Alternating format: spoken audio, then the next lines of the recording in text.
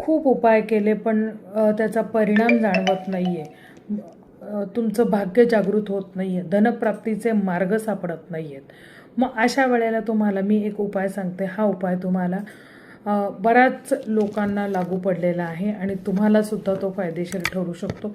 यामध्ये तुम्हाला वेगळं काहीच करायचं नाही आहे.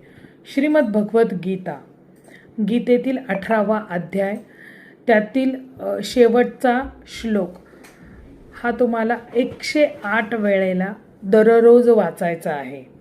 एका वेळेला बसून, वेळ एकच असावी, देवाजवळ दिवा असावा गाईच्या तुपाचा, आणि हा अध्यायातील शेवटचा श्लोक तुम्हाला 108 वेळा वाचायचा आहे.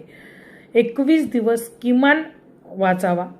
त्यापेक्षाही तुम्ही लगातार वाचू शकता. दररोज 108 दिवस, 151 दिवस असे संकल्प घेऊन वाचू शकता. कारण की याने तुमचे धनप्राप्तीचे मार्ग 100% मोकळे होतात. बेरोजगारी जर असेल तर रोजगार प्राप्त होतो. व्यवसाय बंद पडलेला असेल तर व्यवसाय चालू होतो.